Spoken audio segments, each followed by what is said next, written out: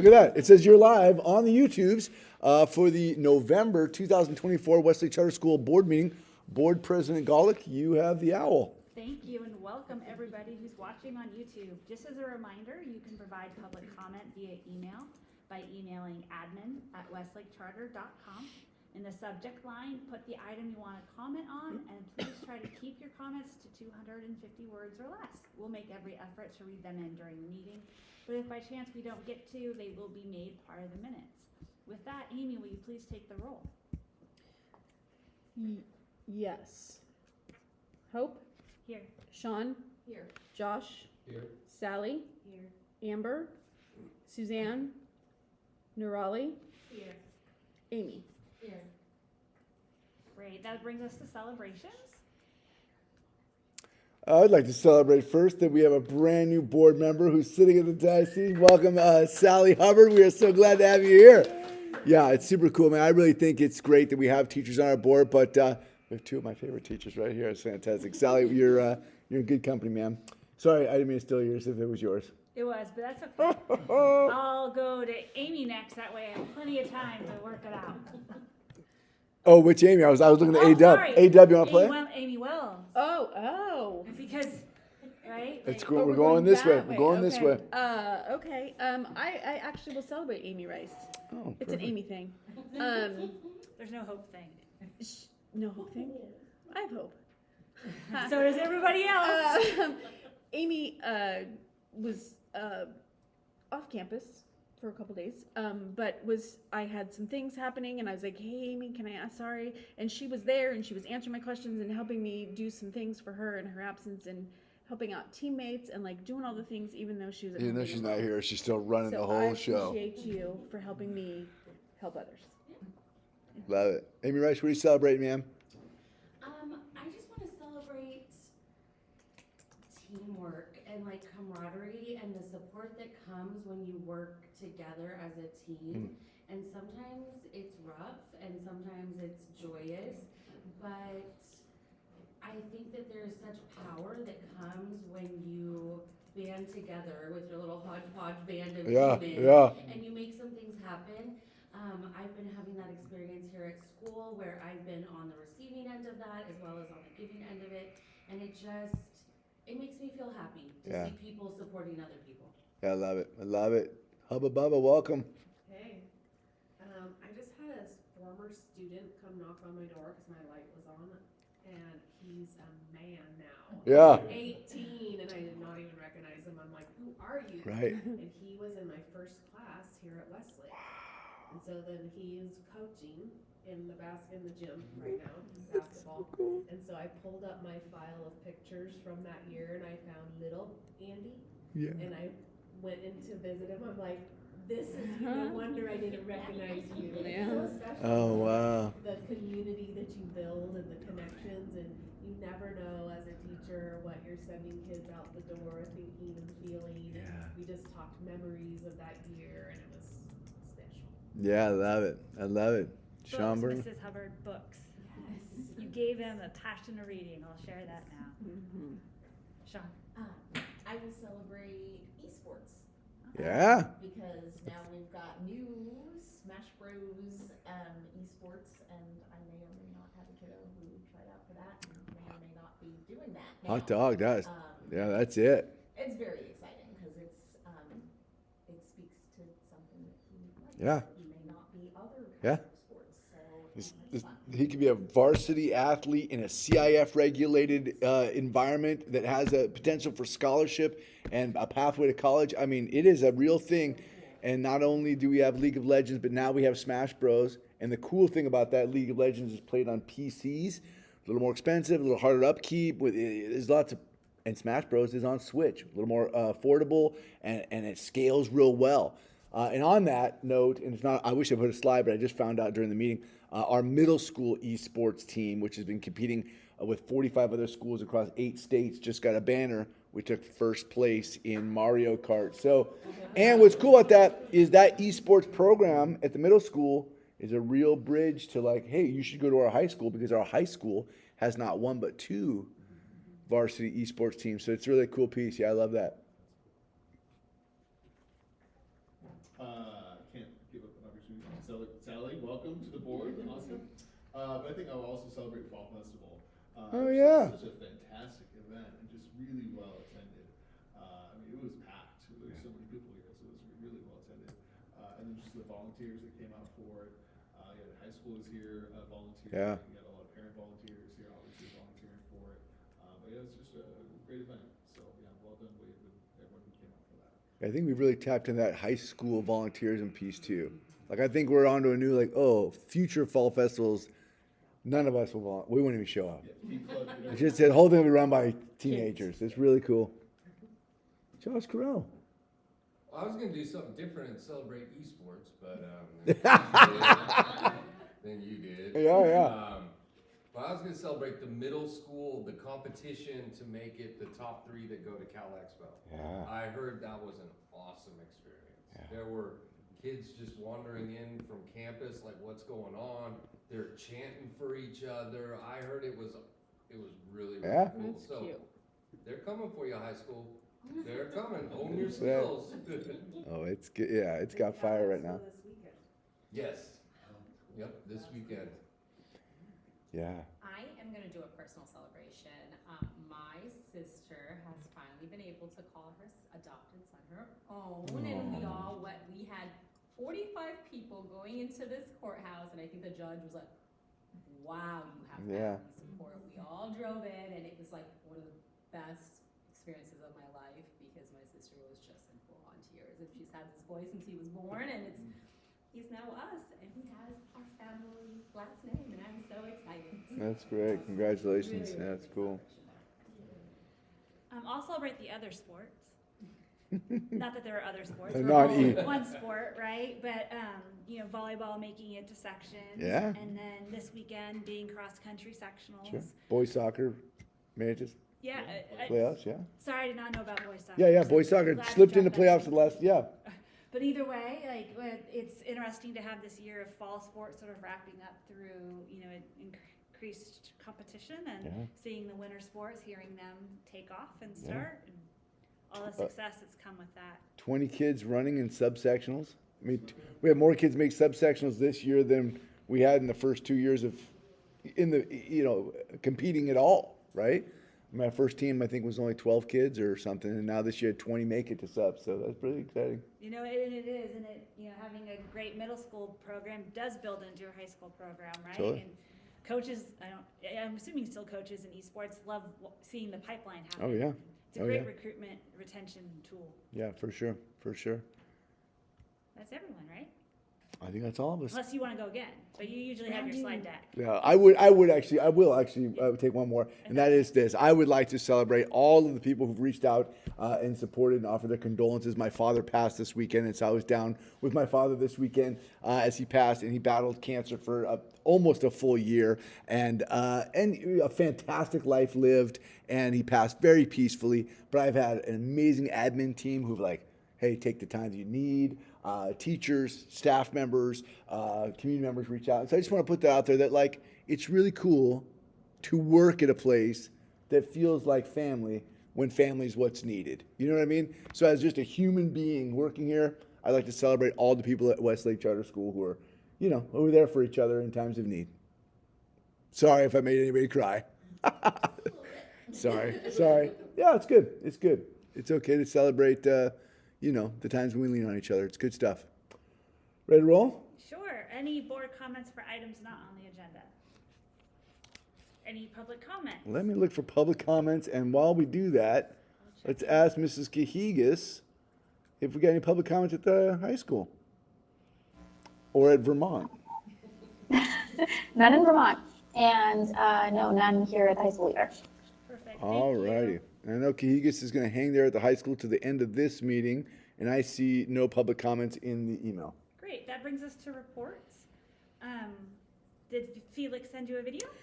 He did not make a video. He apologized for that. He got pulled away last minute, but he did send us a little email that we turned into a little slide deck that Amy Wells was like, "Oh, pick me. I'll read it out loud." I do not expect a video. Just Someone say make sure that. Felix knows that after that comment. I'm just kidding. I can read it. It's all right. I was messing with you. They are cool. I just got used The to videos it. are great. The videos are great. All right. pressure The though? following bullet points are from our WAVE president, Felix Flores, who just did a fantastic job. Fall Festival was an overall success with some areas of improvement for next year. Budgeted for 300 families to attend. Had an impressive 700 plus human attendees. Sold over 3,000 pre-sale tickets. That was just from one arm length of Steve Corvink for $20. Remember the old arm length? Yeah, for $20. Silent auction raised $8,000 for our teachers, surpassing our goal of $5,000. Remember the silent auction baskets, whatever you pay for a basket, that money goes directly to a teacher T account. I believe the T account, right? We are still calculating, but raised nearly $4,000 in ticket sales.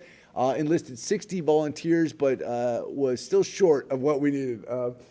I think the high school kids who volunteered were, volunteering a booth, and then Felix came by, and they're like, were we supposed to get relieved like an hour ago? And he goes, oh, yeah, but they all hung through to the end, which is fantastic. We love our kids.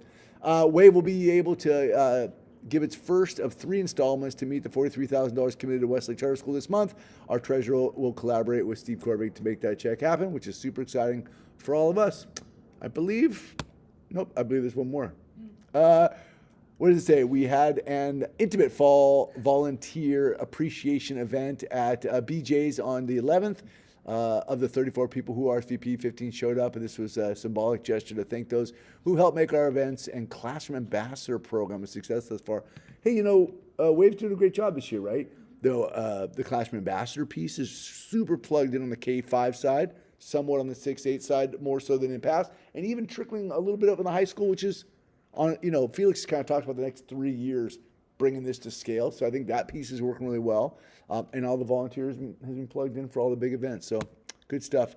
The general meeting and parent mixer are on the 21st right here at 6:30 to 7:30 in our K-8 library.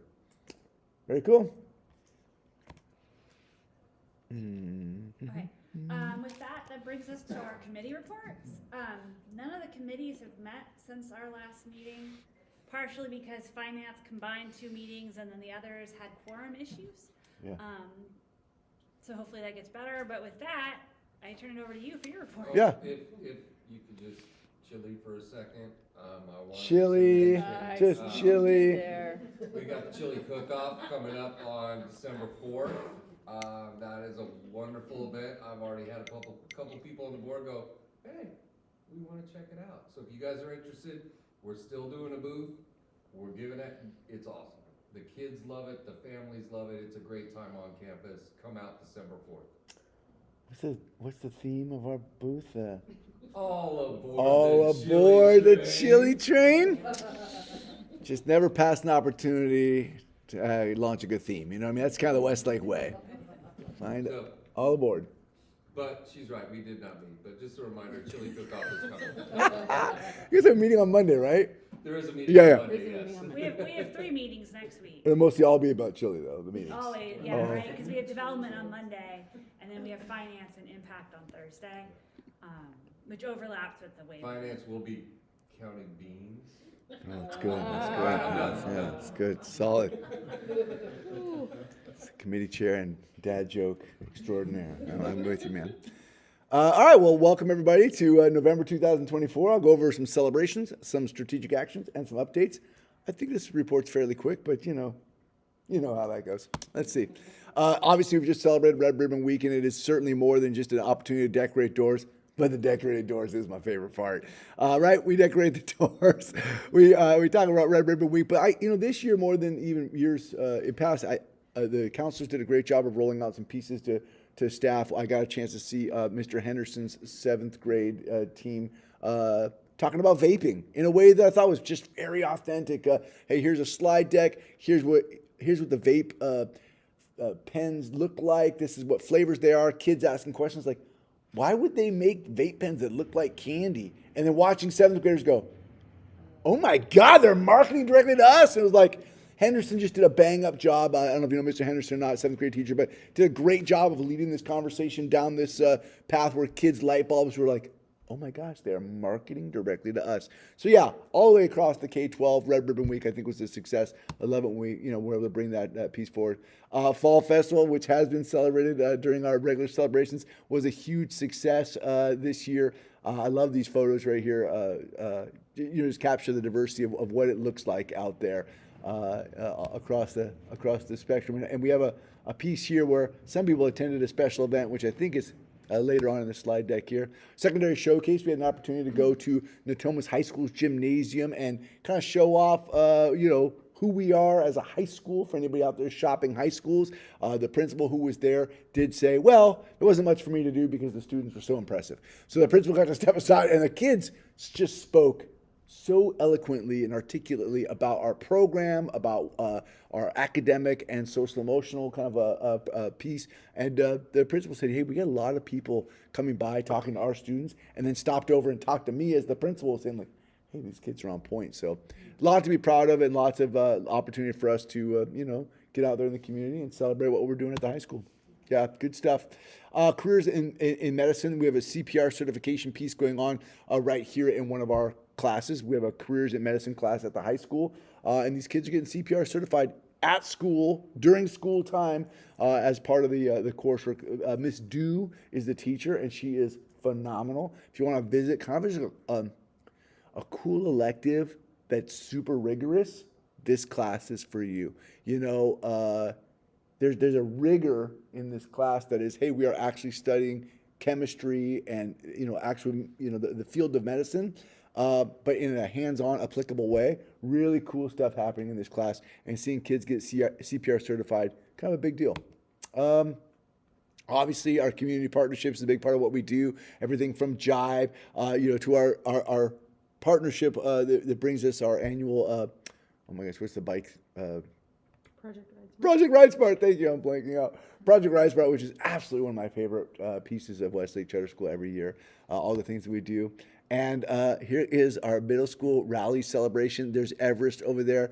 Everest is absolute fire at the rally. I don't know if everybody saw it or not. I happened to pop into the rally and check it out. And really, Everest, our Everest gets involved, jumps in, is playing games with the students. That Everest right there is heading off to college next year, and I think we will miss that particular Everest. Great job.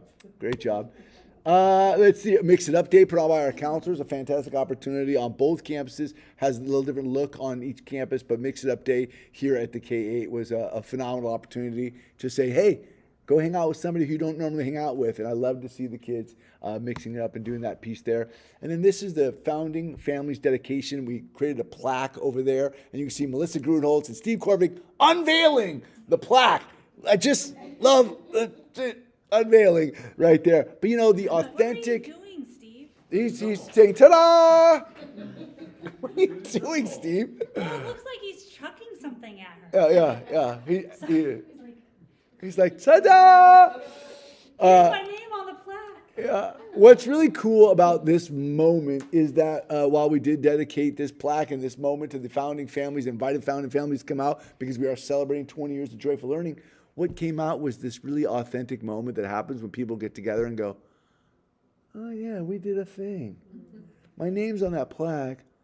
And like 20 years ago, that's right, we were in a room and we volunteered to do this thing. And then every one of them said, we had no idea that it was going to become what it's become. And I think there was such a legitimate moment of pride for all the attendees to go, hey, we were part of something that grew into something legit. And I love that moment. I'd love to recapture that moment. There is a little spotlight out of that moment in the Westlake Weekly. But I'm digging what we're doing on the 20-year celebration, finding these little moments to celebrate, this place as it's grown up. If I can just add, Please. I'm teasing Steve, but just to acknowledge he is one of those founders, and he did it before he had a kid even in school. Yeah. Right? Like he was Yeah. one of those.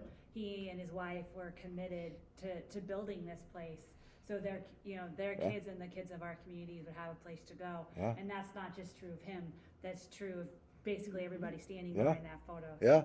As much as I joke, I don't want to shortchange at all what you've done for this place. Well, it's such an interesting age range too of kids, right? So like the cores are there, and their kids are both now graduated from college, I think, and Lexi is our first graduating class. I mean, it's just such an interesting group where some of these families helped birth this place, but their kids never made it past fifth grade because we didn't have a sixth grade back then, right? So just so fascinating, the diversity of names and family names on that plaque. If you get a chance, it's down there by the second grade gardens. Ali and Ashley Kagas and their family planted a bunch of flowers out there for us. And it looks really pretty. Go down and check it out. It's really cool. Well, Really and that cool. group's getting smaller each year in the lottery, right? Yeah, I mean, I We have think the Bartles I- are still here and yeah, the Donahues. I but think it's we had just- only one in the last 2 rounds of incomers. Yeah, and there is your fall athletics wrapping up. Yes, girls varsity volleyball made playoffs. Boys soccer for the first time in school history made playoffs,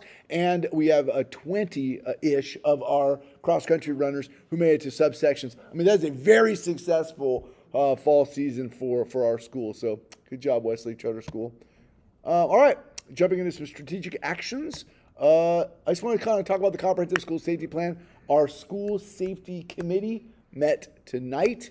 As you will recall if you've been through this before, and as you'll learn if you have not, in 1997, Senate Bill 187 came out and said, hey, we have got to standardize the way school safety plans look because everyone's got a different school safety plan. And you remember, back in 1997, we're just entering the era of all kinds of school safety issues. And so there's this push to standardize. So if agencies had to communicate with one another, they were starting to communicate in the same way. Because at that time, we didn't even have common language. What's a lockdown versus a lockout versus shelter in place? So here we are in 1997. By 2003, it's codified in the California Education Code. And now we follow this process every year. Have to have these 10 sections that are illuminated in here. We have the requirements to have a safety committee that has a teacher, a classified member, and a parent at minimum on the committee.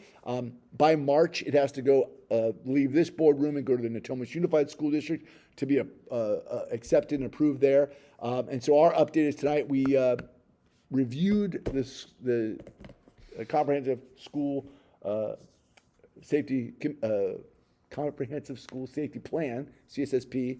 We reviewed it for our first safety meeting. We're going to review it again next month and hopefully button it up, bring it to the board for an open 30-day review for you. And we'll ask our board to probably approve it in January. We keep it on file in the front office on paper. We obviously don't digitize it because we don't want our lockdown methodologies or our egress methods to be on the internet, because if someone had a nefarious reason to want to see that, they could get it. So we keep it on paper, as does every school that we know of. If you want to take a look at it, please come by the office. If you as a board member really want a section of it, I can make that available via paper, but it'd be like a check out, check back in. But if you're interested in it, come by and check it out. The School Safety Committee will be meeting monthly and bringing it back to the board. Very good. Any questions on that? I'm trying to think of who was here for the last CSSP. You would have been here last year, no? Because this is your first. But you guys would have been here last year, so you guys have seen the CSSP. My second piece is the California School Dashboard is going to be updated next month.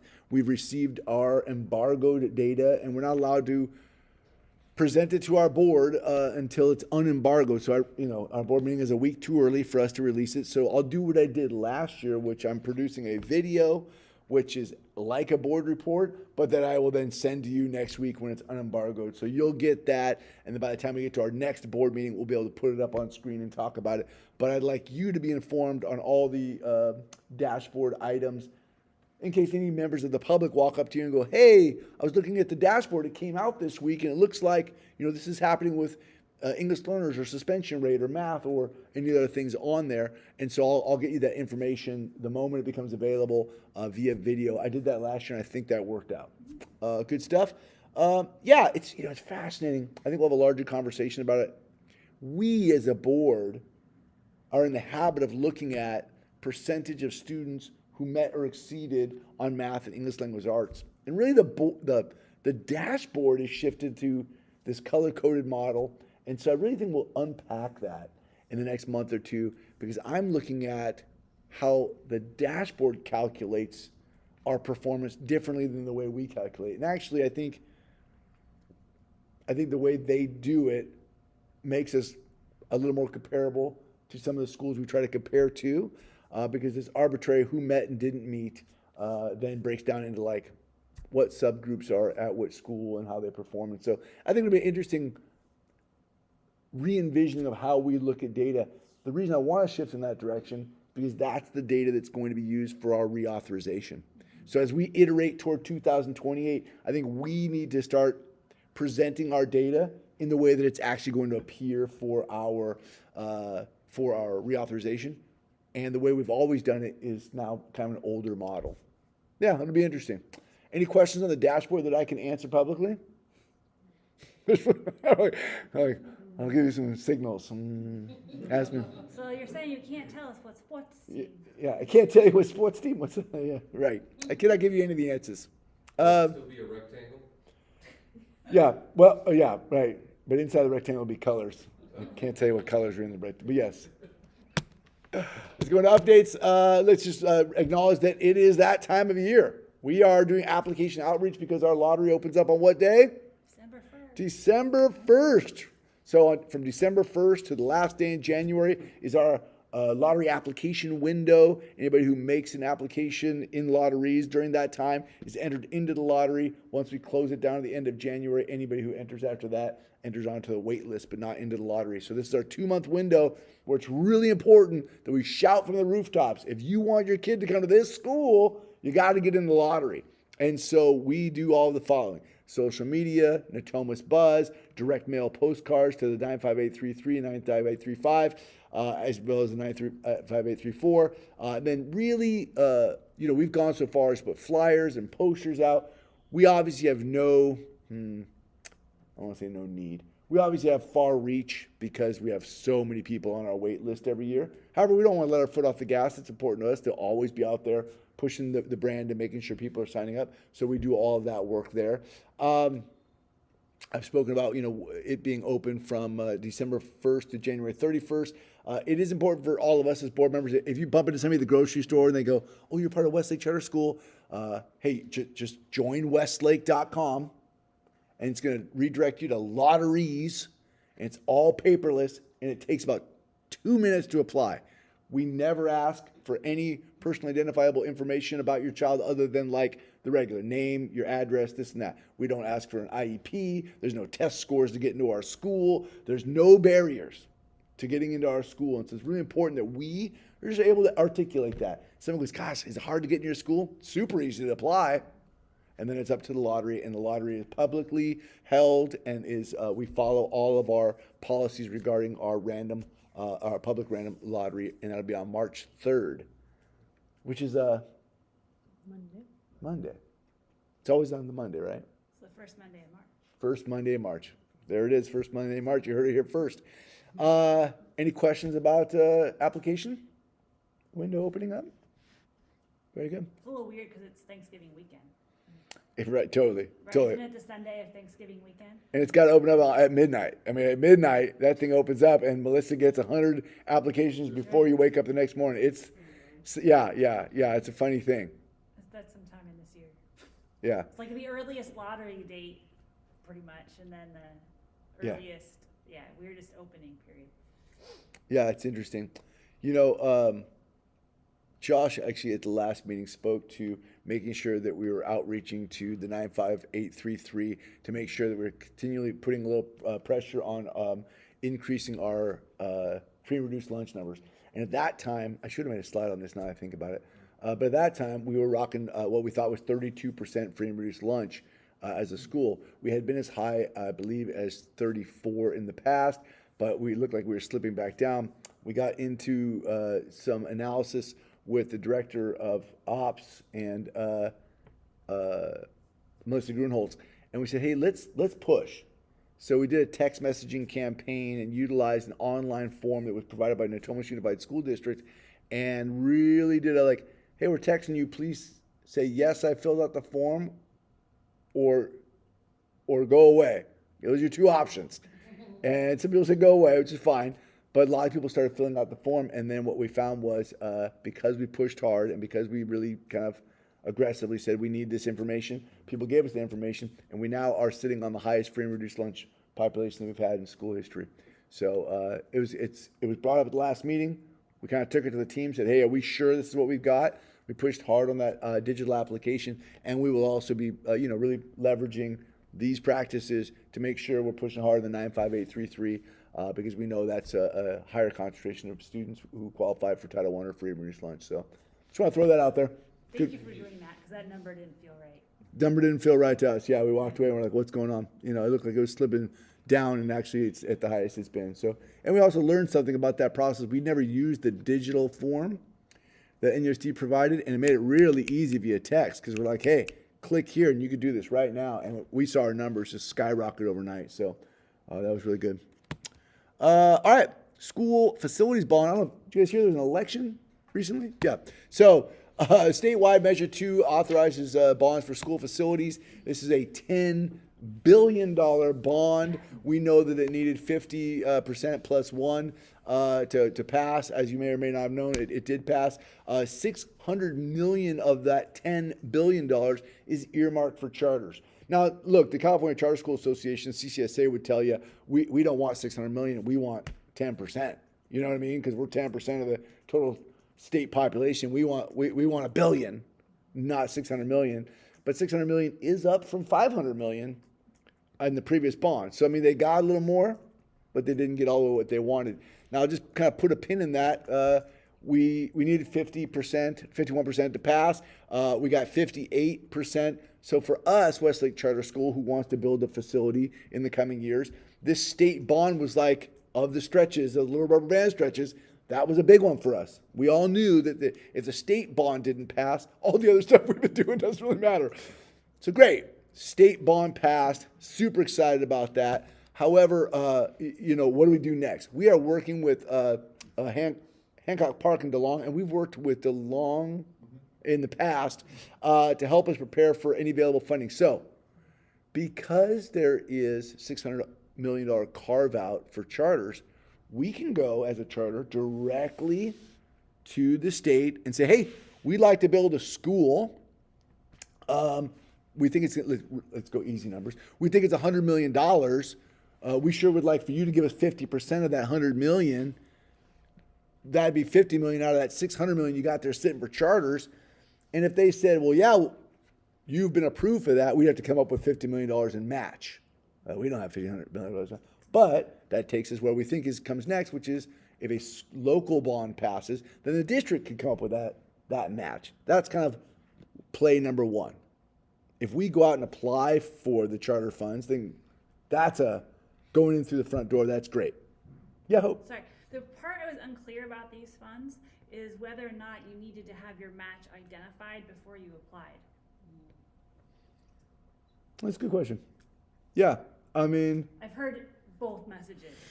I believe so, but I'll ask. Yeah, Just well. make sure, 'cause Well, yeah, we're about to jump in the process with these guys for sure. We'll get there, and I've thought about that too, because I wondered if NUSD is interested in help. If we need their help in applying, I don't see why they wouldn't assist us in the application. Oh, I think they would. Yeah. It's just, the districts who didn't go with bonds in November. Well, yeah, right, that's are now expressing their concern about missing out on these funds because they don't have their match Yeah. identified. as if someone built the Oh, I'm segue. sorry. No, you're great, because now let's look at like I haven't seen. statewide local measure. So like, okay, what would you do with state bond money? Well, you would have to have a match. So if I wanted to build $100 million school and the state said, hey, Westlake, we'll give you $50 million, but you got to match that $50 million with $50 million of your own. Where would you get that? You get that from a local bond. So the districts that went out for local bond measures on this ballot, the same ballot where voters did this, We had 240 local bond measures across the state of California. And to pass a general obligation bond, a GO bond, you needed 55%, not 50%. So we only needed 50 up here. These locals need 55. Didn't have this is 100% pass rate because there's only one bond. These guys had a 70% pass rate. We think that's really good. We were like, wow, the people who were afraid to get in the pool might be looking at us being like, oh, I wish you would have gotten in the pool. That's low. Do you think that's low? Yeah. Yeah, I that's mean, just, in this region, Woodlands didn't pass. I'm just saying, like, it's just. well, that's higher than people were predicting. It's higher than it would have been predicted this cycle, but Yeah. it's lower than traditionally. Yeah, but people sat out and people wondered if this was going to pass. Right? I mean, Oh, yeah. there was a great conversation about whether or not this would pass. This clearly passed, and 70% of these passed. Now, here's the number to look at. I love this. This is $40,719.5 in millions. So we just couldn't afford the extra zeros in ink. So that's $40 billion. It's hard to say that out loud. That's $40 billion in bonds that passed locally. What does that mean? That means if these $40 billion are looking for matching funds out of these $10 billion, I'm not a mathematician, but I would say that this program could be underfunded by about $30 billion if it was one-to-one. Now, in here, it could be lots of stuff. There could be technology money, which wouldn't be going for facility. Like, there could be other money down here. But even if we cut this in half and call this $20 billion, so if you are a district like Natomas Unified School District that didn't come out and pass a local, you might be looking at how much money people are going to be applying for right here and be like, ooh, we're behind. Because by the time you pass your local, I mean, the next time you could do it would be in 25. How much of this will be gone to support this? So it's possible. They can do it sooner. I mean, just, they can do an all-mail ballot. They have, Yeah. they're not cheap options. They have options. Sure. I just want to be careful of the fact of, I understand our local school board's decisions not to proceed with a bond in November. Absolutely. That's Oh, I wasn't trying to disparage their decision. No, Yeah, no. good call. I just- Yeah, I like I said earlier, a lot of people didn't think this was going to pass. So if you made the decision not to do this because you didn't know this was going to pass, now we're here. They've got options. But for us, if we go after this, I mean, well, it's a long line. Lots of people are going to want that. But that is our play right now because we couldn't go after any of this until much later in partnership with NUSD. Right? And then I forget, did they, I know, did they do already like a preconceived split on what would be for new and what would be for repairs? No, we're talking with the consultants, the CSFP's meeting early December to like sort Like out. that, yeah. So once they meet, then we'll get more information. Because a lot of time, like, schools have to focus on, like, delayed maintenance, which can also, affect someone's willingness to step in, like, you should have budgeted for this sooner, just Yeah. different reasons. I was just Yeah. curious, I just couldn't remember where they, like I said, I've read a lot on this particular one lately, and everyone has a different point of view. Yeah. Well, it'll be interesting. It'll be an interesting play. I mean, look, for our purposes, this state bond passed. That's better than not, 100%. right? I don't disparage the decision by NUSD to not jump in this pool. But I mean, 30% of the people didn't pass, and that's fine. And if we go after this, and if we were awarded, hey, that's great. Then you'd hold on to that until a future bond came down. So, yeah. And charters are just in a different position, right? Like, Yeah. we're sort of at, we have to sort of follow suit with our authorizer, right? There's a different level of independence and expectation, so I would assume that the 600 million will be handled differently Yeah. than it might be for some of the larger districts. I mean, my just last quick wonder, or notice from this data, right, is the differential between the pass rate and the actual dollars funded and not funded. So it was your small bonds that didn't pass. Yeah, right. And it's just so fascinating, wanting to go I love data, that next level. So was it rural districts who didn't need a whole heck of a lot who didn't have it pass, or, right, is LA Unified like 20 billion of that? LA was 9 billion by itself. See, so that's just, it's just. 9 billion. Yeah, and so it really, One their district. past really shifts that. And so I Yeah. can't help myself, you know, you didn't give me anything on the dashboard, so now I gotta focus. Yeah, totally. Should I have done this? I know, Little right? signals. Right. Yeah, no, it's good. It's Those yeah, stuff- it's fun. It's fascinating data to play with right now. I'm like, that's a lot of money. Yeah. Any other questions, thoughts, concerns regarding this topic? There's not a sunset on the funds if we were, got some from measure 2.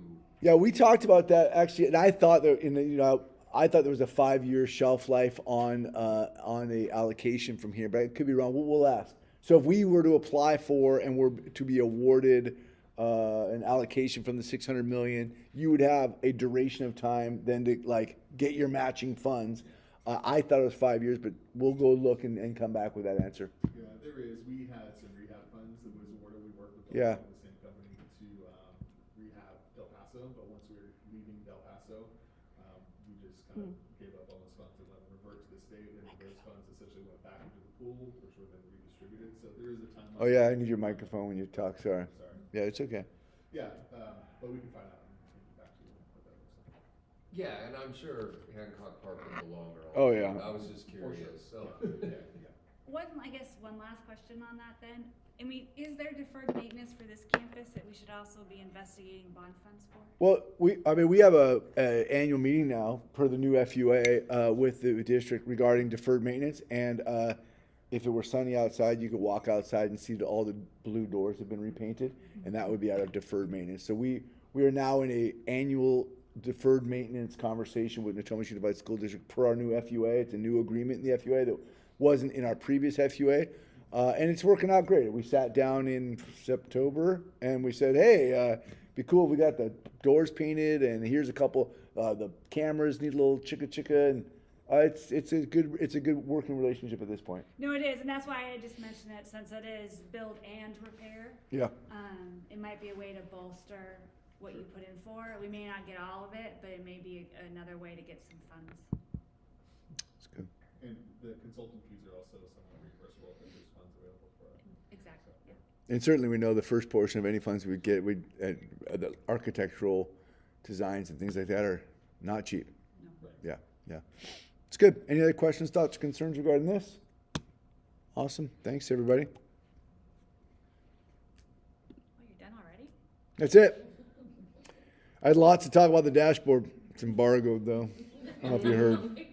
Is it? No, I just can't tell you anything. That's it. I hadn't heard. No. That brings us to our consent agenda tonight. I need to pull item F from consideration this evening. What?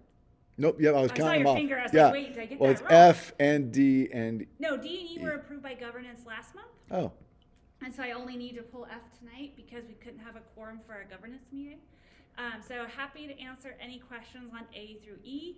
On item F though, in anticipation of knowing this will be on both governance and the board's agenda again next month, if you have an interest in Satfir CV or would like his contact information for the opportunity to reach out to him, please reach out to John. I'm sure he'd be happy to share that info with you. And I'm equally sure that Satfir would be more than willing to meet with any of you so you can get a sense of his fit and vision for Westlake and decide for yourselves if he's right to be coming onto this board. Yeah. We have had more than one governance member meet with him as well in preparation for tonight's meeting. However, unfortunately, we just didn't have a governance meeting tonight. Yep.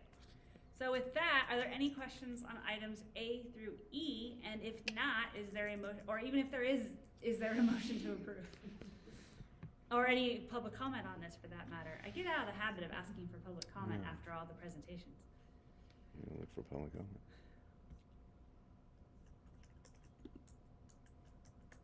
Not a lot of interest, I guess. No, just joking. Anyone? I will move the consent agenda minus F. Thank you very much. A second. I will second. Thank you, Mrs. Rice. Amy, will you please take the vote? Hope, Yes. Sean, Yes. Josh, Yes. Sally, Yes. Nurali, Yes. and Amy. Yes. It was her first vote, so I wanted to. Yeah, there you go. Yeah, put a little flair in there. It's good. So really, the rest of the meeting suffers from what poor staff here suffered from in that we didn't have a governance committee tonight, so we don't have. I do have a both- couple of, I did turn them both into discussion items, so if we want to get the board talking. Well, they are discussion items. I know, I got slides. Oh, okay, go ahead then. Yeah, don't mind if I do. I just thought I'd host a little conversation about these discussion items. We wanted to bring them up through Gov, Yes. but we didn't, so we're like, oh, we'll just turn this into the governance meeting, kind of. We Me- also didn't get an opportunity to sit down and draft these together like. we're Yeah, supposed well, that's why I didn't bring, I didn't bring it forward. I'm just gonna host a conversation. to. Okay, Are you surprised? yes. Oh, it's interesting. It was on the agenda. Did we not see that? And we thought when we talked about. it Discussion yesterday, item, we weren't doing right it. there. Board and executive all goals. good. Yeah, it's good. We can always It's discuss. good. Well, that's what we're here to do.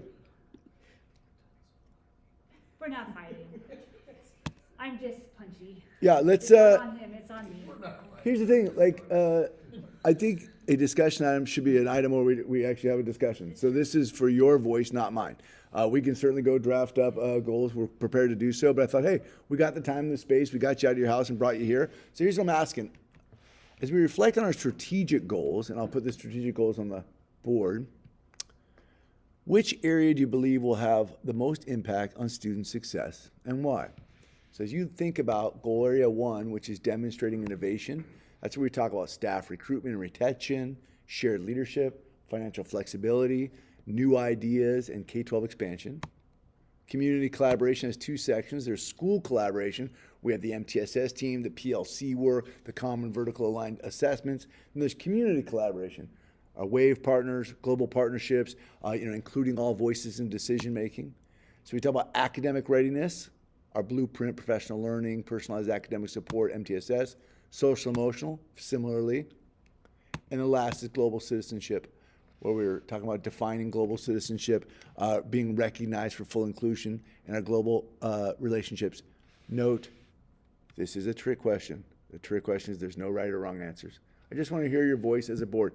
You don't have to answer because there's 3 questions. This is question 1. I'm asking, which of our strategic goals do you believe will have the most impact on student success and why? Now, why I'm asking this question? Because I think I'd like to hear what you prioritize, what you think is incredibly valuable, what comes to, and it might be different for you than it is for you. And if we capture that in the notes today, as we go do board goals, we'll be like, yeah, but shouldn't we scratch it? Didn't Sean want us to talk more about this? And didn't Amy want some of that? So what comes to mind for you when you think about these strategic goals and which one will have the most impact on student success and why? Sean, So I would actually pose a question back, of course you would. which would be, how do we define student success? Because I think that there's different ways to be successful, and That's great. probably each of these would speak to part of it. Great. You've caught on to the trick question. So codify 1 and defend it. So give me one type of student success that's touched by one of those goals that's important to you. Okay. I think I would say somebody who is, so thinking about being K-12, so let's talk about as our 12th graders leave, let's say somebody who is ready to go out into the world, wherever it is that they're going, if they're going into the workforce, if they're going to college, where they are prepared to work probably collaboratively in whatever it is that they're going to do and be successful, which is not helpful to use the same question. Yeah. But who would be, I'm gonna have to say, who would be successful Yeah. in whatever it is that they're going to do after here. But you're talking about graduate profile. You're talking about like, how do we make sure our finalized product actually launches? Yeah, I love that. I love that. So it's funny, to Josh's point about shapes from earlier, I'm bringing this in a weird way. It's coming, it's coming, it's coming. So I mean, I can't pick just one, but my brain with this question instantly went to an infographic, and I don't know why, because I don't often think this way, where for me, the collaboration and academic, and I like the stool represent, The 3, the 3, yeah. right? So community collaboration, academic readiness, and social emotional readiness, they build a triangle, right? With global citizenship really being the outcome for Yeah. me, like that's the end game, right? And that the demonstrating innovation is really, it supports the story. Yeah, it's kind of the how to the what we do To the and why. and then right? what we want to see in the end. Yeah, So I wish I could, like you said, there's no right or wrong answer, but for Yeah. me, and I think it's probably because I was involved in the drafting of them, Yeah. right? It's hard to pick a favorite child. Like they come together for me. it's good. Amy, you want to play? Yeah, I think similarly, I'm feeling like there is this need right now in this moment on our campus K-12 to really know and understand and quantify what good full inclusion, what successful full inclusion looks like and feels like for all students and for staff. Yeah. And so I think that, to Hope's point, like how can you pick one? I'm like, well, yeah, I mean, the demonstrating innovation, if we are innovating with our staff and really training them on how to be good full inclusion partners, with their, the the school collaboration piece, and the academic readiness, the MTSS support systems, and making sure that that's really dialed in. That teachers know who to contact and how to reach out, when things aren't firing on all cylinders the way that they need to be in the classroom. The data is showing that there's this need. Behaviorally, like this global citizenship that we want for our students. I think that in order for us to be really truly successful at that, there needs to be an understanding of what success looks like as a full inclusion school on this campus with these students and these staff members in this moment. Because if we can understand what that success looks like, then we're able to move forward with vision. And I feel like our teachers, our students, our families, all of the stakeholders right now are just really wanting to see their students succeed. Whether they feel like they are taking advantage of a full inclusion process as like an IEP student, a 504 student, student within MTSS, or whether they're a student who comes to their general education classroom and they're sitting next to someone, who has a 504 or an MTSS or, whatever it is, and they're collaborating together. And I just feel like there is such value that could be had by building a really strong foundation in what our full inclusion work looks like when it's done well. Yeah. If you don't do that right, you won't get to Sean's goal of graduating students with a graduate profile. And if you don't do it right, you won't. Your goal one, recruit and retain staff, you'll lose staff. So it's a really good thing for us to touch on. Like this is what today's discussion is. I want to uncover what you're thinking about in regards to the pathway of our school. We have a whole year of strategic planning ahead of us. So if you're bored already, you're in the wrong room. Sorry to chime in again, but I want to build off what Amy said, if you don't mind. I've been really playing with this issue in my mind, and it comes back to me with the dashboard. And it's important that the board hear that, but I have wondered if, like through, Sally, he gave you a copy of the culture code tonight, but through that mission-driven decision-making and knowing that we have this drive to full inclusion, how does that play in with the data we're looking at, right? And what is success on the dash, right? And so I really appreciate your comments because it echoes something that in my head I've been really playing with of, how do we, it's why you don't see excellence anywhere, right? How do we define success for each student? And I think that's maybe going to be part of what you present when we talk about the data review later, right? Because it's that individual student growth versus, sorry, I don't mean to talk. Yeah, if you're committed to fully inclusive practices, you will never compete on a dashboard with schools that don't include students. So if you're a school that says everyone's welcome, you're not going to be able to compete on a dashboard that bases on distance from standard, you'll never compare against a school that says, "Hi, welcome. Oh, you're one of those kids? Yeah, down the street, they'll take your kid. We don't take those kids." And then we put our two schools up on a dashboard and compare to each other. You go, "Oh, well, this one's underperforming. Actually, I think we're overperforming." Accept your kids, but we're gonna put them in a special day class over here. Yeah, in a different CDS code. Yeah, yeah. So yeah, So I sure. just wanted to acknowledge that and thank you for the comment, because it really hits home. I got a couple other questions to hit on, but anybody else got one on student success? Mine's global citizen, the last one. Yeah. Always has been. It was a part of a lot of the message we threw out in development committee before we really focused on field lessons. And I agree, it's kind of the result of the first four. I also feel the first four, you probably see them a lot in board goals, across school districts, and global citizenship, I don't know. Stands out a little.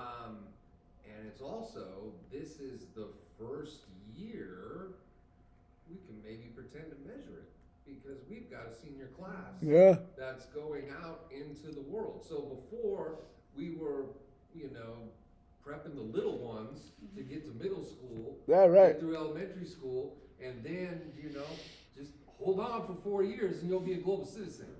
And now we're taking it all the way through. And Yeah. to me, that's cool as heck. It is pretty cool. Sally had her hand raised. Sally. I've been thinking a lot about the individual student growth having an impact since you said that. And our work with our PLC teams right now, we're working hard and really specifically looking at student growth. And it's led to really interesting conversations among our team and cross grade level teams as well. So I think those conversations, the PLC conversations, are gonna have a huge impact on student success, because we're talking about all of the students in our class. Yeah. We're targeting a couple of students, like look at this student, let's look at this student, let's look at this group of students, what do we do here? That's a great conversation.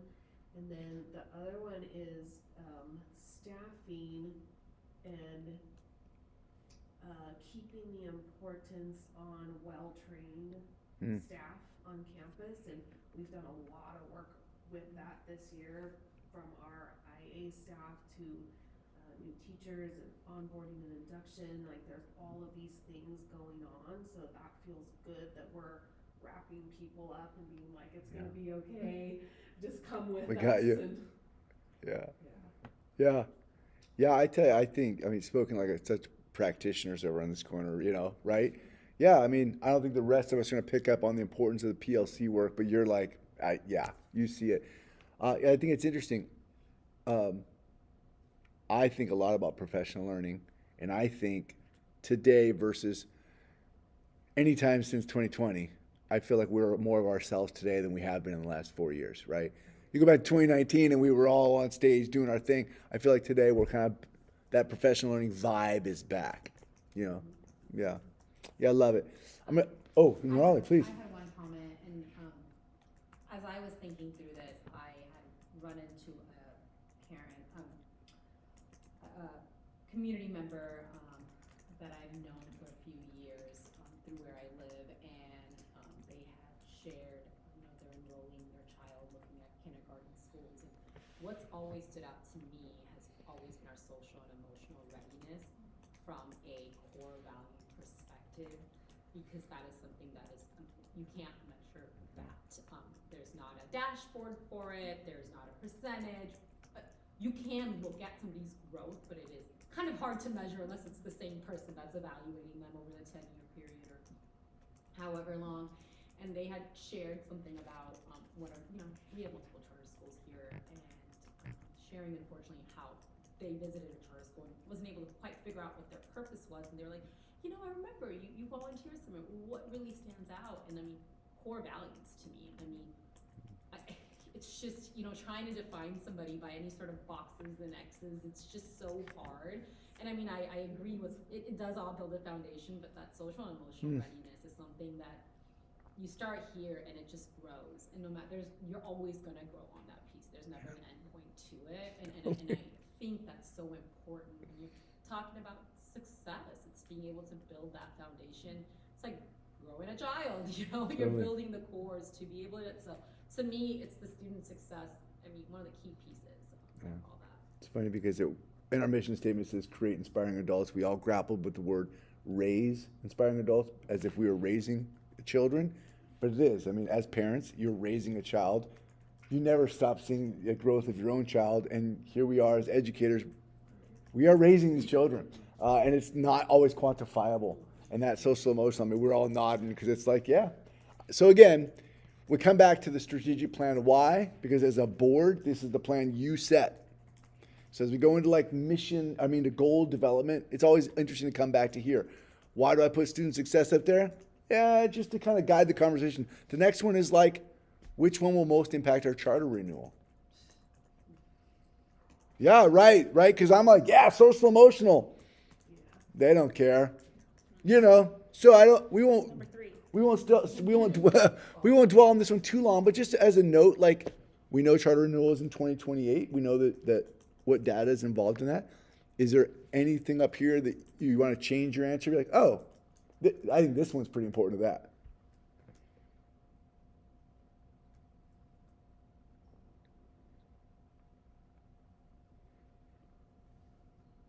Yeah, Ms. Patel?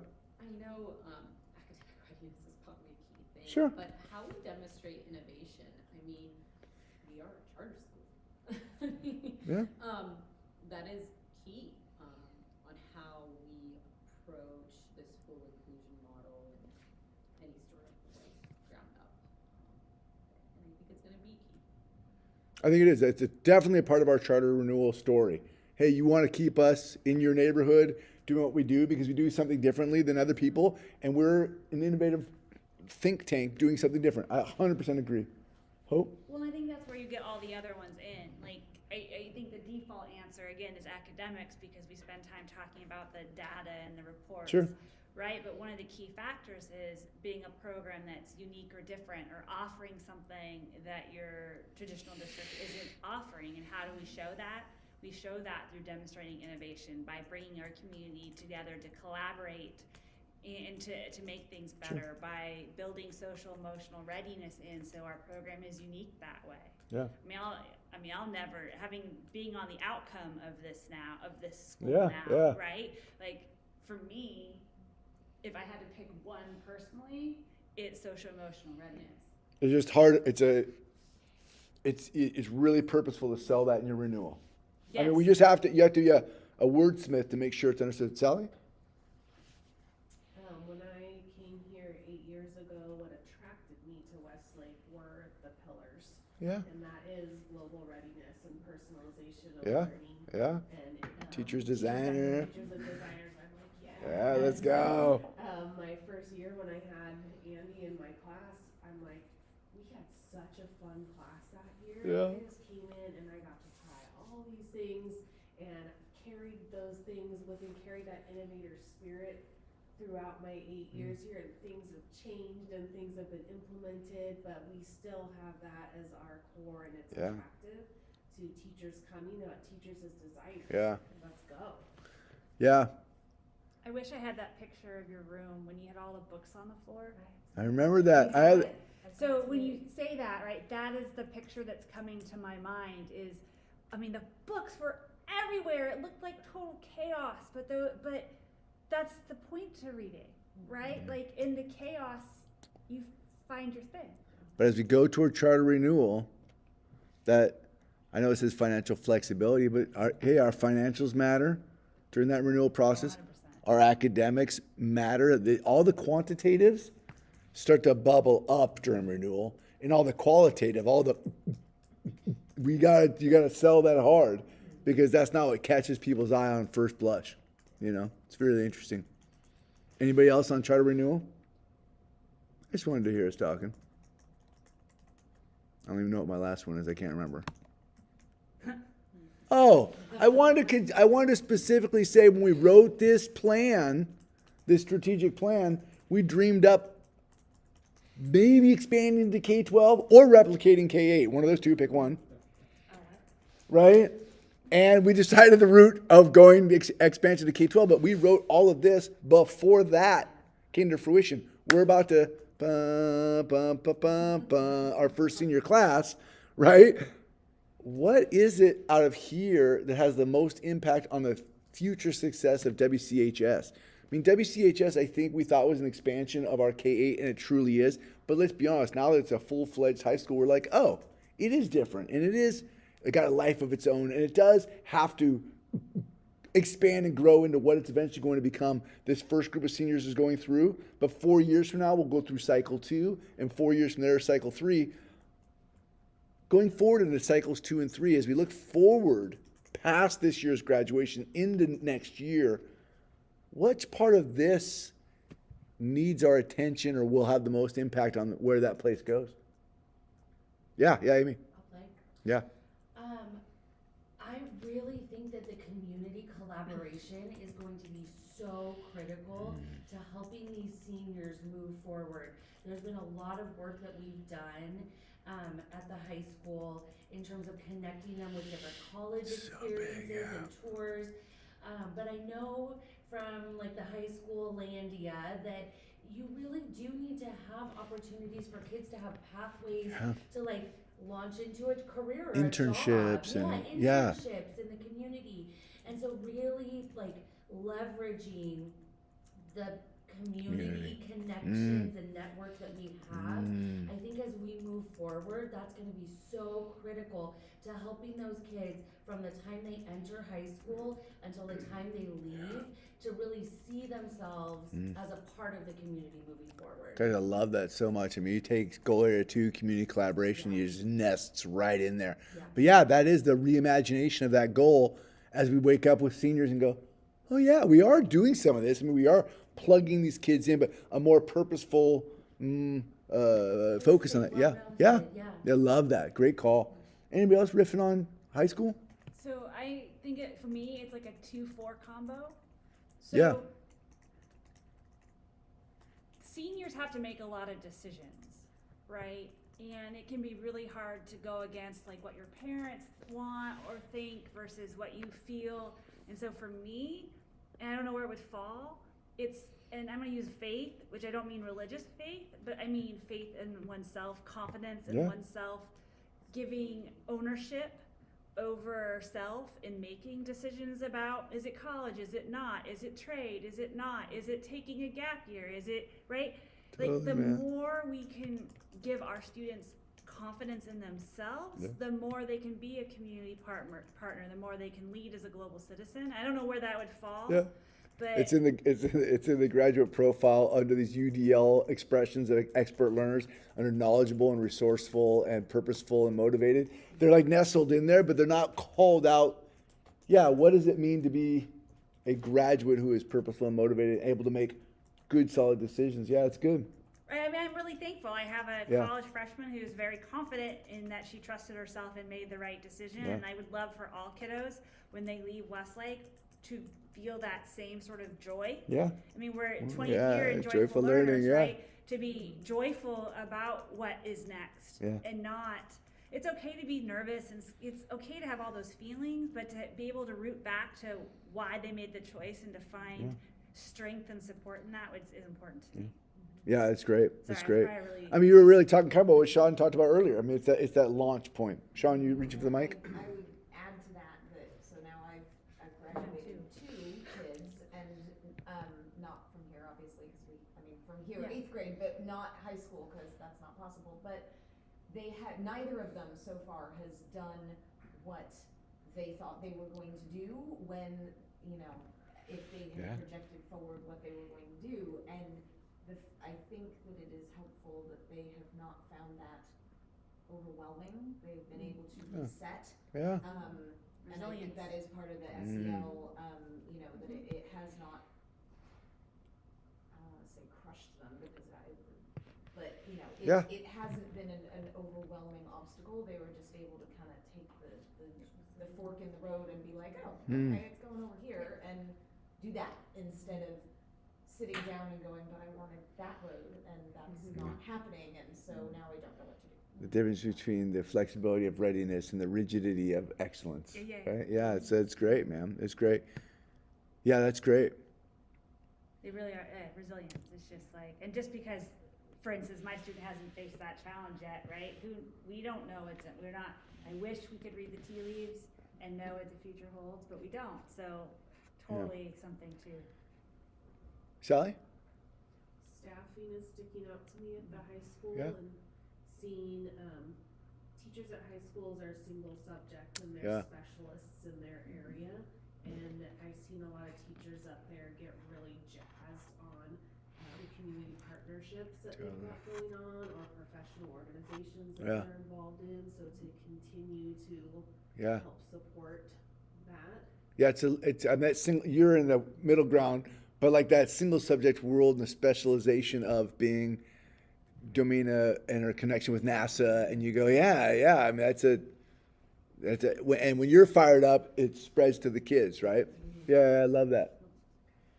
Amy? Can I just add to that? I was actually just telling my second graders today about a conversation that Domina had with us as parents. We were there to support an event that she was doing. It was like a NASA food competition or something. It was awesome. And she said something to us as parents, and we weren't all parents, it was like lots of community members. But she said, I teach my students the content that I need to teach them, but with the vision that the jobs that they will go into don't even exist yet. Yeah, that's the biz. And I was like, what? And so I was saying this to my little 7-year-olds and 8-year-olds today, like, listen, we're learning this stuff right now because this is the stuff that's gonna get you to this job that you feel deep inside of you that doesn't even exist yet, and you'll probably dream it up. Right. But like, that's like not just global readiness, like intergalactic readiness. I'm telling you, man. Someone in your classroom is going to be a nano robotic drone pilot who's going to clean out my arteries and I'm going to live forever. It's like, but it just isn't invented yet. Yeah. Could you get him on that? Because we're just going to step up. My husband and I had this moment, kind of, I'm going to digress, I'm sorry, because now You're the totally boss. kicked me off. So the AOL voice, he passed away last week, right? Who did? The AOL. Oh, the AOL Mail. voice. Oh, you got mail. I did Right? not know that. So I remember I'm going to age myself on top of this story. I remember getting AOL like my senior year of high school, right? And like it was this big thing because you could like connect with these other people on this computer thing after it made the beep beep beep noise, right? And none of these second graders have ever heard a modem. They don't know a world without a smartphone. They don't, email is never going not to have existed. And it always blows my mind, like as me, little second grader, I couldn't even envision this. I mean, the Challenger was like exploding. Like who knew we would be like where we are? Yeah. So there's that piece of it. And then something we may already have planned that this whole conversation's made me think of is we are gonna have our seniors parade through this campus in cap and gown, right? I'm not sure how you made the connection between those two thoughts, but I will come along this ride with you and say, I don't know. Okay, because like I always get jealous of a lot of schools in Texas bring their high school graduates back through their elementary and middle That'll schools be fun. in order to Yeah, fun. demonstrate Right. sort of Like what it line looks line like. the hallway and they just Yeah. like the entire school Down the on the road, equator. half Yeah. minute. Oh yeah. Oh. And I Oh, got there that's because good. of Amy's comment. Like I always feel like, and you mentioned it somewhat with having volunteers for Fall Festival. My brain's a jumbled mess, but I promise it connects back to things we've talked about. Like, and how do we fully take the power our seniors hold and demonstrate to our littlest what this all looks like? How do we make them sort of this piece of raising our community, both their own parents as well as our younger students, right? How do we do that? And so seeing like, you look like me and you're graduating, or you have similar challenges to me and you've done it, or right? Yeah, that's a like good point. I just that's where I want to demonstrate. So we've come so far, and I want to make sure everybody knows it and has the chance to celebrate. Ms. Patel? You had something, I know you're right, so you. Oh, okay, Sean, so- go ahead, Ms. so Berman. You go. You sure? Okay, you just got me thinking on like, I remember last year when my child was a kindergartner, I think they had third or fourth graders come into their classroom. Yeah, they're big buddies, huh? And it was just for a day to read, and then her last day, they went and looked at all the first grade teachers, like classes. Yeah, shocked them out, yeah. You know, and this idea that comes, it's like she already knows all the second graders, their classroom doors, which teachers where, and I'm like, okay, we have just gone through first trimester, but this idea of mentorship opportunities from the high school to really connect with this campus. I don't know if we've ever thought about, I don't know, a free elective period. I don't know if that still exists, you know? I wish we had like a plot of land down the street and that the campus was like gonna be walking distance. I wish that was a thing. I wish the state would pass a Yeah, right, I love it, Yeah, it's good. Sean, did you have something to add as well? Yeah, it was just along what Hope was saying, that one of my graduates interned in a second grade class. Oh, yeah. Then they do the cap and gown, walkie thing, and the entire second grade class was losing its mind about my kid walking, because they knew him and he was graduating and this was so amazing, and they like banded together and got him an Amazon card, and like it was so sweet. That's cool. And I think it really does provide like, well, that's gonna be me and Yeah. yours. It was Also for matriculation purposes. You know, just for like, that's the high school I'm going to. I'm not going from the K-8 to the high school. I'm going to Westlake Charter School, K-12. Creates that pathway. And I know that they haven't all been here since, I know. Oh, yeah. But it's still, it's just, yeah. I'm gonna bring it back to, because this is in preparation for goal setting. No, it's good. It's a great conversation. We're capturing it all, and we'll like utilize this to say, hey, what bubbled up is critical and important to this board as we create, you know, not only board goals but our next strategic plan going forward. Any other thoughts on this, the success of Westlake Charter High School? It's good. That was our discussion item regarding goals. I brought up these three topics so that we could just ask ourselves in these three areas, like, what popped out. I'm going to transition from here to our next agenda item. However, I'll check the board comments to see if any comments that we're doing. Do we, can we cut this, can we just lose? No, she's here for the duration because, yeah, that was our decision today. I said she's going to stay to the end. Thank you, Ms. Gigas. We'll try to keep it shorter. Seeing none. All right. Hi, I saw you. It's like 10 o'clock in Nashville. It's right, yeah, that's right. She's in Vermont. She's in Vermont. I don't know what time it is. Go get yourself some maple syrup, you'll be fine. All right. Okay, so back to the agenda. The next agenda item is I made her laugh. We made her laugh. That's all that we can, academic calendar. Similarly, I have just some slides to talk about, like, hey, love to hear your feedback on calendar. I know calendar could be just a rubber stamp, but I would like to ask ourselves this. We believe that the calendar is an expression of what we value, right? So we opt for 180 days rather than 175 because in the state of California, charter schools can do as few as 175 days of instruction, whereas traditional public schools have to do 180. But we opt for 180 at Westlake Charter School because we believe in more days is better for kids.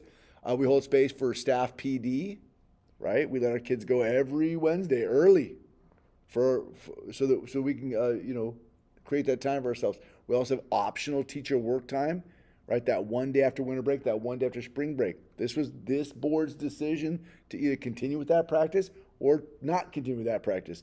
But we have it built in. We take breaks throughout the year, roughly every 7 weeks. However, we have a shorter summer. Your friend down the street started teaching August 6th and is getting their first week off Thanksgiving break. But that person's going to get 2 months of summer. Right? So, like, what does that say about us? So my question is, like, how does our current impact, our current calendar impact staff retention, school and community collaboration, and academic or social emotional readiness? I'll just do 3 minutes on this, and we'll go into the actual calendar features. But like, anything come to mind Anything about our calendar that stands out as important to some of the work we do around staff retention, school and community collaboration, or academic social emotional readiness? Yeah, Amy? Sorry, I'm real chatty tonight. I love it. This is your meeting. No, it's good.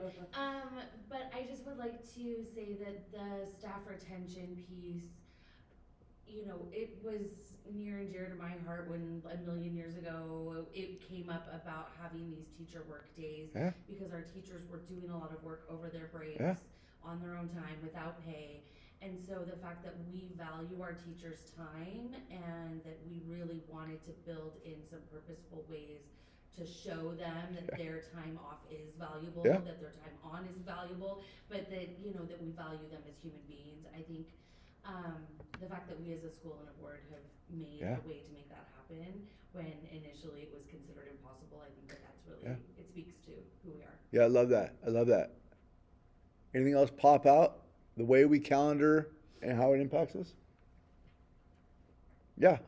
Sally Hubbard. Having the breaks every 7 weeks is critical I think so. like, we can charge hard for 7 weeks and then crash Yeah. and rejuvenate and come back ready to charge hard again. I think it's a healthy pattern because we have the period of rest Yeah. as staff and students. Amy? I would also, sorry, just to add to what Sally's saying, those breaks, those periodic breaks throughout the year, it does make for a shorter summer for the staff, So but less. it also makes for less summer slide. Less for summer our slide. students. And so I think in terms of us valuing the academic and social emotional readiness, some of these kids, school is their safe place. Yeah. And so the more that we have them here spread out throughout the school, Yeah. throughout the calendar year, I think that that is really valuable. Yeah. For some of those students, but also some of those kiddos who, you know, they really do need to be here so that they're, you know, books in hands, Yeah. you know, lessons being learned. Yeah, you throw a kid into a couple of weeks of summer school and you're almost in a year-round model. I mean, we're pretty, because we stretch it out, as you'll see later when we compare our calendar to our partners in the neighborhood, we have October break and February break, and there's organizations right down the street that have neither, right? So then they end up with this longer summer. I mean, we really stretch it out. Well, kind of on that note too, to number two, we do have families at a number of institutions in this area. So it's not really collaboration per se, but in my mind, I've always had it as a goal that we, Try to align. well, not all of them, because Try. spring break is spring, that 7 weeks in April are really hard to align with others. They're tough. But if we can hit one, at least one, if not two, then I've always felt like that was the success. Agreed. And then I always wonder with the spring break, and again, I would never set any schedule to the test, but like knowing for sure that like when it hits with CASP and if that makes your jobs and review and everything else harder or easier. Like for instance, I know Easter's really late this year, and we're not so concerned with AP tests, but like for those schools who are taking a traditional Easter break, they're like, I believe pretty much literally coming back to the first week of AP testing. And so it's just something to Yeah. keep in mind. How does it play with those other pieces that we have to meet for better or for worse? Well, it's interesting too, because when you talk about school and community collaboration, I think this board recognized at some point that not everybody in our organization celebrates Easter, and that this board broke away from Easter as its benchmark for when to have spring break. Because what happens is spring break slides back and forth because Easter moves, and what happens is you end up with this February break, and then Easter break, and then a 12-month Bataan death march to summer, you know, and you're Makes or Maple and Moon very yeah, you get these 12-week runs. So instead of just saying, hey, we're going to put spring break in the middle of, I don't know, spring, then, yeah, but I think that was a bold move by a board who recognized they serve a very diverse community. Yeah. I love that. I love that. But again, that's part of this work that you're about to do is like, let's grapple with. There's no perfect calendar. There's no perfect calendar. Any other calendar features that you think are important that impact the work we do? Cool. Okay, well, we have a version 1 calendar in the board packet tonight. I kind of want to walk through a couple things. We continue to utilize a balance and a commitment to our regular breaks throughout the year for academic and social emotional readiness, and then aligning to our partners to minimize impact on families, which is, as you'll see, nearly impossible. I mean, everyone's a little different, and that's fine. but let's take a look. If we start on the 13th of August, which is here, then it allows for 5 days of PD prior to that without going back into July. Now, every 3 years it kind of rolls forward and rolls backwards. So we played with it on the 6th, but then you're like, cool, welcome back to school, teachers, on July 27th or whatever. It's just really tough. So we're like, okay, NUSD's rocking the 14th. NCS is the 13th, and NP3 always starts Always. right there. And I got an eyeball at their calendar, and they are straight up in July 27th, 26th. They're a straight 12-month. I mean, they are touching every month of the year, which is wild. And they do amazing work. So here's our fall break. It kind of missed the October 5th thing, but whatever. I mean, how do you know I was looking for your birthday? I was like, wait, is it there in the gray week? I was like, well, but it's Sunday before, so it's break. As we know, Natomas Unified School District does not utilize a fall break, which means if you're a teacher at NUSD, man, you start on the 14th, and your first week off is Thanksgiving break, and that's a stretch, man. NP3 as the 29th to the 10th, because they're a 2-week break, 2-week fall break. And then NCS has the same fall break as us. Winter breaks more or less line up, the 22nd through the 2nd. Why are we the 5th? Workday. We have that teacher workday, so we have that in there. Again, you guys can speak to it, but we have it in there for now, and you see how it shakes out. February break, also interesting.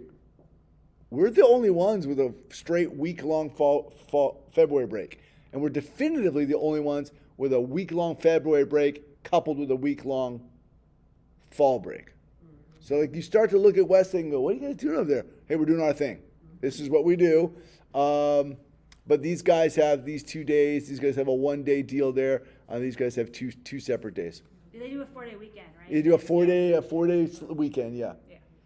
Nora, you have? No, I Nope. didn't have a Yep.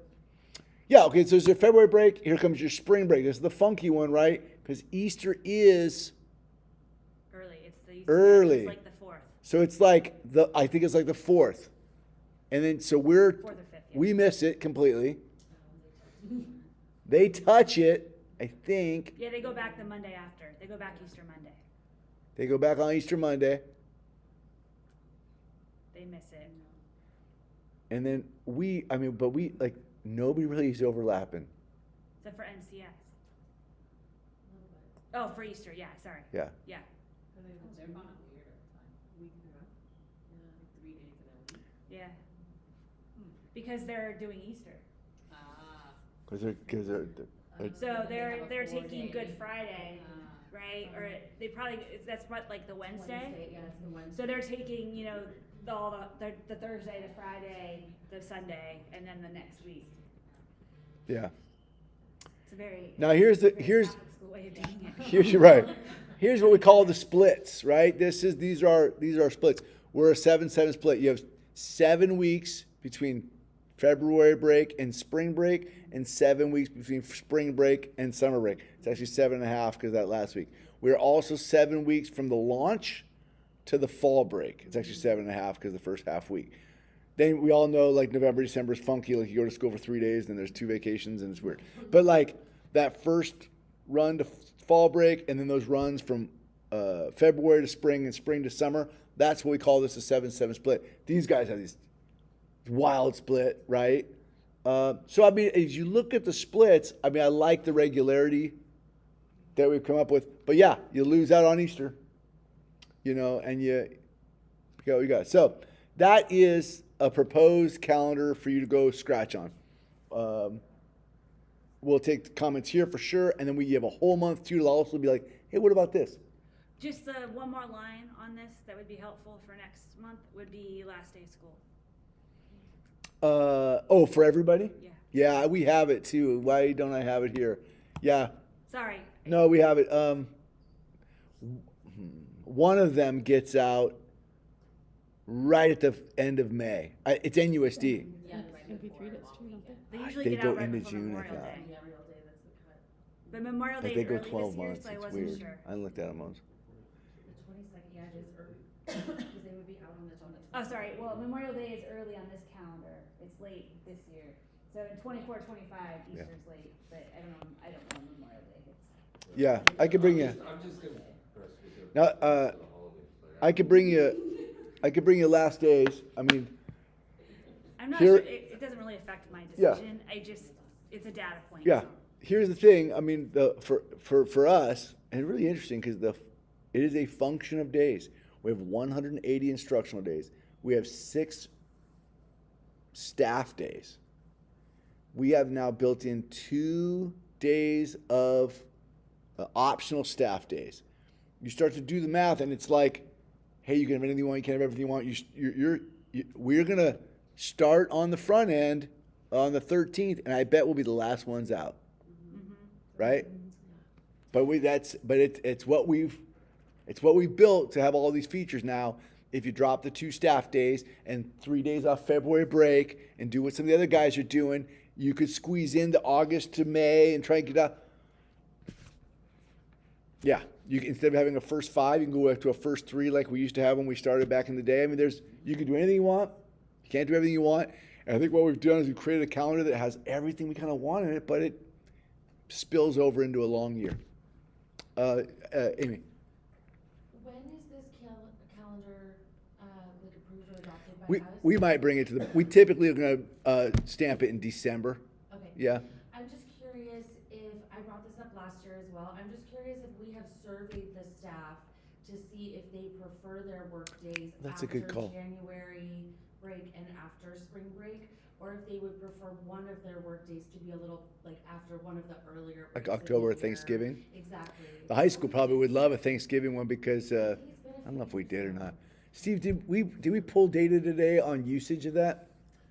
As far as utilization of. Yeah, I remember I came down, I was gonna ask Joe, but and I got distracted. One of the days together was about 75%. I don't have the. That's great. That's great. Yeah, well, let's bring back usage rate, and I can get out a survey before the next board meeting. Yeah, just something in the weekly. And when you do that, John, just be mindful that we have, I can see if I'm reading this right, you have student teacher conferences the week right after October break. And so Yeah. if you gave that Monday, you Oh, might have to dude. shift those. Yeah, there are so many complications of. No, Yeah, no, yeah, no, for sure, for sure.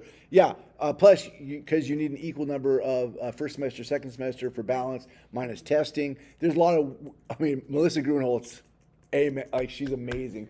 Every, like, could I add an hour to the year? No, that's it. You get all the hours you get, so yeah, but let's do a survey and see what's even possible and see what MG can come up with. I like that. Tell us when CASP is on there. It begins at 85% of the school year. I know that, so we could do the math on it, but I can get it for you.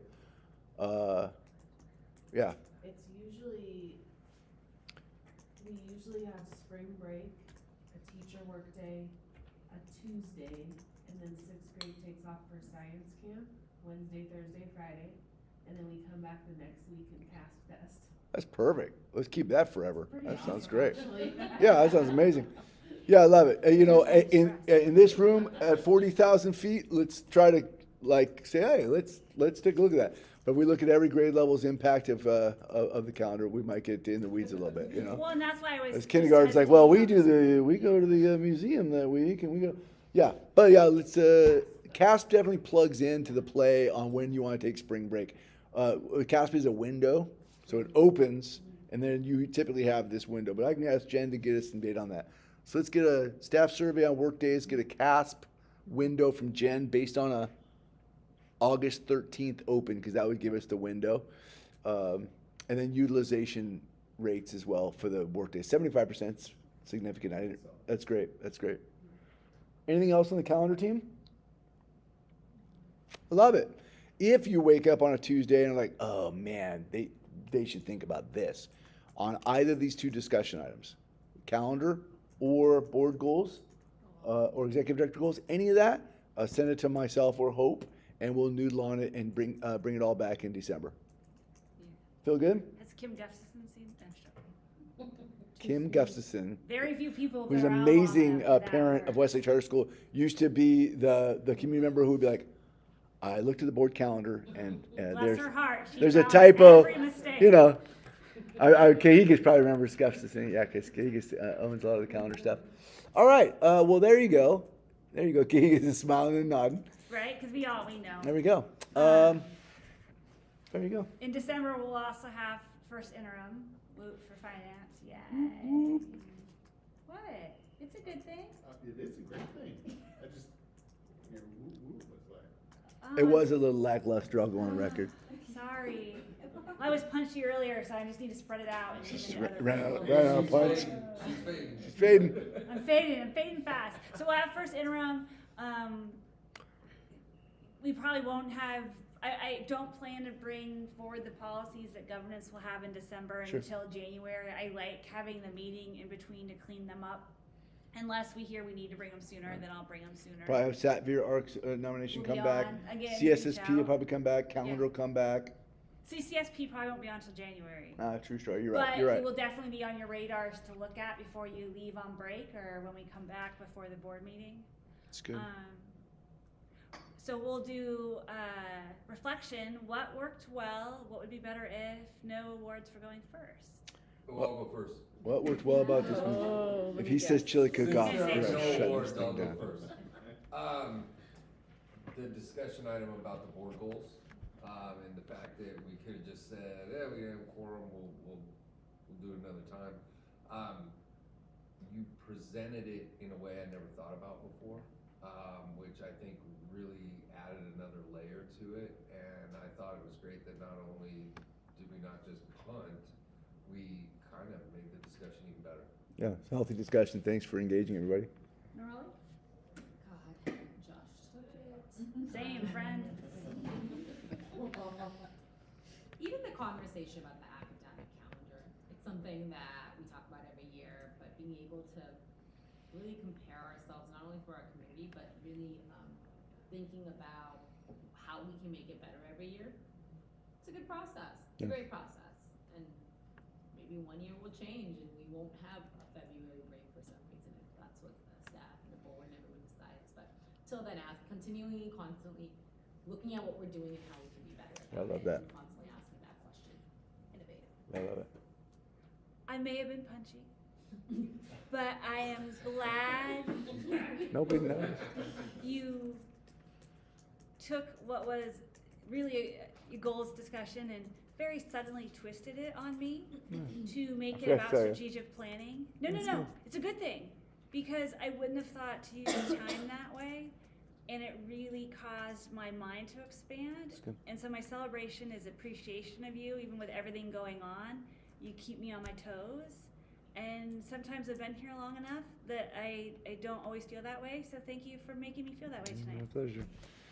Yeah, obviously, what worked well for me is when the board meeting is about the board. I know I talk a lot. That's no secret in my house. But really, I come here to hear the board tonight. The discussion was so rich. Like everybody, Sally's brand new, and she got to click the mic and jump in. So everybody talking tonight is what worked well for me. So if you ever want to make a meeting good for me, you clicking the mic and being engaged in the topic, that's what works well for me. Yeah, it was good. On that note, real fast, that is 100% true. And if there's, Did I talk I'm, a lot? no, Yes. this is my what would be better if, and it's actually for all of you. So if you feel like you need more information in order to come prepared to be able to discuss Oh, yeah, for sure. in a way that I know would make John's heart happy, please let me know or let him know so we can get you what you need, because he's right. We're better when we're all sharing our ideas, and sometimes it may just be that you don't feel like you have the information to properly do that. And if that's ever the case, please let us know so we can get you that. Yeah, I love that. I'm gonna Sorry. go back to then, I forgot to mention, Oh my one of gosh. the policies that, we had talked, I mean, all the policies, I really like the red and black line versus. Oh, yeah. I forgot to mention Yeah. that, and I can't believe I did, but I really appreciate this, I would Mention rack it my in brains, detail. Brennan, look at. Yeah, no, that makes it readable. Yeah, 100%. Yeah. Thank you. Yeah, good job, team. Sorry, Amy. What worked well? What would work better? I'll keep my mouth You guys sure? You sure you're ready to go? No, this side is very They involved just tonight. like set the so bar, really. Family feud over there. we need buzzers. Want to mention the chili cook-off is December 4th. It might be chilly in December, but they'll be chilly to warm you up. No. Amy Wells. Okay. I actually enjoyed the little moment of it's time for the lottery. It Oh, always yeah. reminds, it's so wonderful for me, the person who did the lottery Yeah. with chips and applications at the door the morning of, and crates going home. Binders. I took crates of applications home. Binders, I Verified. remember Like, binders. it was such an intense process, so to see what Melissa has done with it Yeah. gives me a lot of pride in her. Yeah, it's good. Amy Rice, what worked well in this meeting, or what would have worked better if? To echo what Nolly said, the red line, oh, chef's kiss. Yeah, That just made my brain so happy. It was very quick and easy for me to just like follow what the changes Totally. were, so thank you for that. And then the conversation that we had around the high school and our, charter reauthorization and student success, I felt as I sat here, I felt like I wish that we could make every teacher feel the way that I am feeling right now. Mm. And so that was something that worked for me, is like, ooh, how do we go out and, as a teacher who works with other teachers who, it's DeVolson out there, I don't know if you've Yeah, heard. we all it's know like a DeVolson, yeah. Dark and awful time of fall or something, I don't know, that's not what the acronym stands for, but it's basically what dark it evil means. vortex. But like, everybody's tired, we're all tired, we're ready for conferences and breaks. And I just was like so energized and enthused and excited by it, and I was like, how do we help these people who are like just feeling so tired see the forest through the trees, or whatever that saying is, So, Well, yeah, you come in here to the board, you get very connected to the mission and vision, yeah, and sometimes that's very uplifting. yes, But it's hard to see in the trenches, really because is. you're like, it really is. yeah. Yeah, Yeah, anyway, it's good. That worked for me. So we do this to make, this reflection is to make us a better board. So each time we go, well, what worked well, let's keep doing that. And what worked better if, and it's okay to have it would have been better if. Yeah. And it's right out of the book. You'll read that in the book we gave you tonight, yeah. There it is. There it is. It's like homework, great. It worked well for me to feel so connected to all Mm. of you, and that feels, I feel that way at Westlake in general, but just the different representations that are in the room tonight, and knowing that our board for our school that's supporting everything that we do is so connected and also so diverse, feels really good. Yeah, love that. Sean Berman, what worked well, what would have worked better if? So the board goal discussion, having done more than my fair share, not as many as hope, but almost. Like one. It was really nice to come at it from a different direction. Sure. Because it's often like, what do you think our goals should be? And then that's a Oh, really yeah. overwhelming question. Like, well, I want to do all the things. Totally. So let's just have all the goals, which is obviously Yeah. not a thing. Yeah. So thinking about it, just coming at it from just a completely opposite or different direction. Yeah, just, Was really helpful. yeah, So that worked well. it's good. Steve, you want to play? Bring us home, Steve. Yeah, I just think other people have said the discussion in general, right, just makes it a better meeting when we get input from everyone in the room. And starting to think about strategic plan and everything that's coming before this board in the coming, months and years. It's really exciting, so. Yeah, I love it. 8:14. All right, 14. meeting adjourned. Thanks, YouTubers. Good night, Paul. Good night. Good night, Jacob. Good night. Go to sleep. See you in the morning. That's right. Okay. 8:30. I was starting to die. I was like, okay. See, I was just trying to get comfy. I saw